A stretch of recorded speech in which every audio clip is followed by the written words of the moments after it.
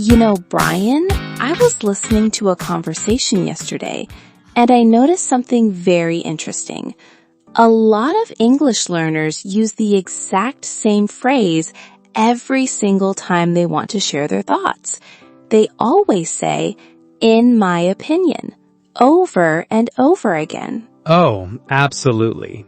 In my opinion is the very first phrase you learn in school. But the truth is, native speakers rarely use it in casual, everyday conversations.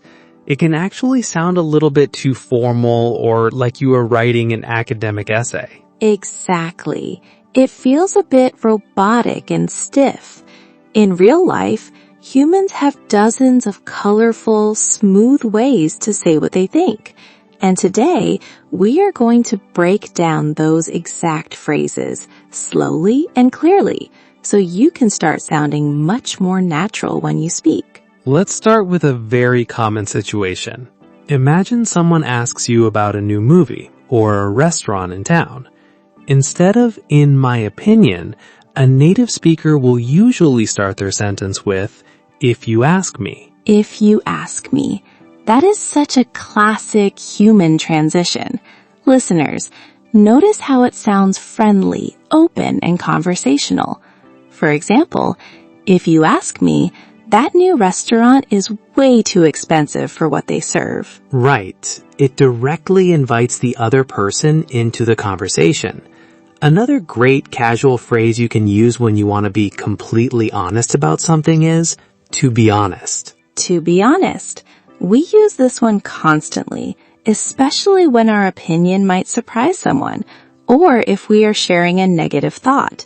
Like, "To be honest, I didn't really enjoy the book you recommended." Yes, it shows that you are being sincere and speaking from the heart.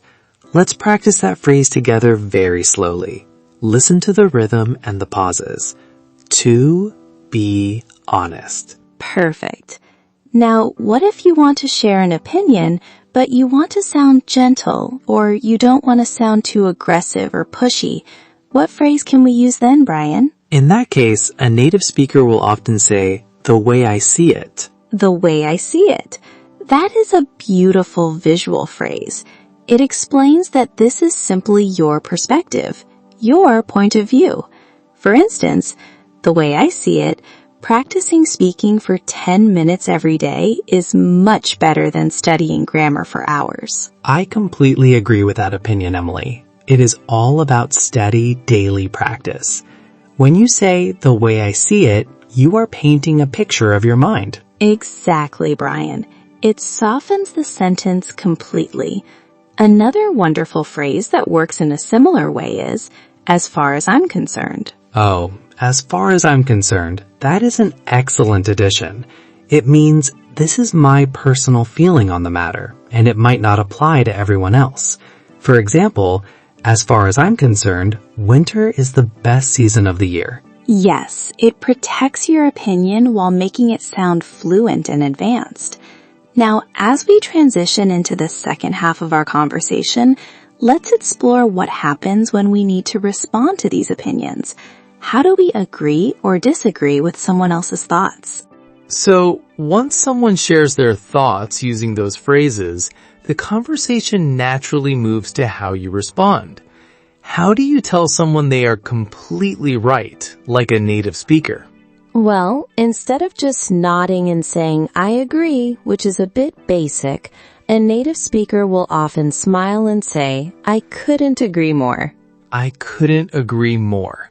Listeners, this is a fantastic phrase to use. It means your agreement is at 100%.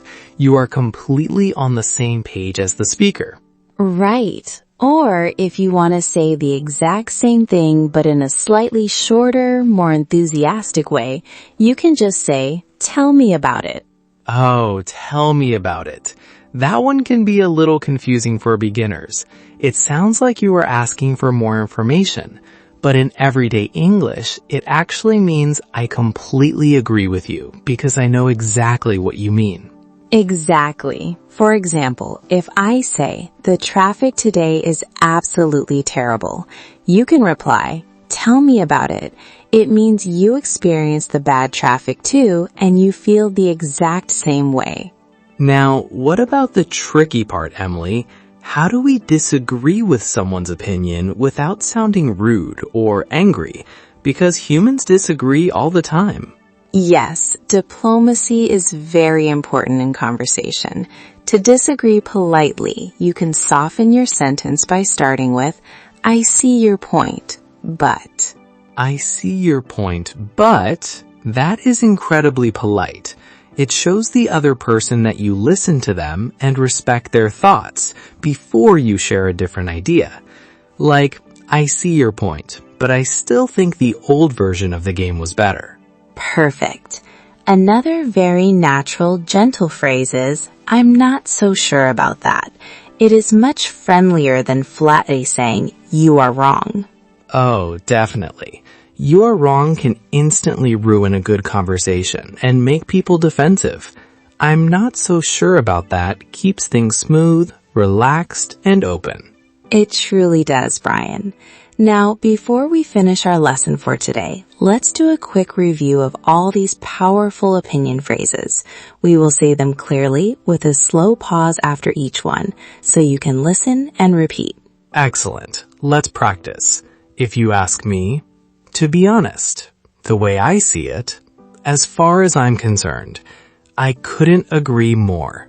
Tell me about it. I see your point, but I'm not so sure about that. On the same page. Wonderful job, everyone.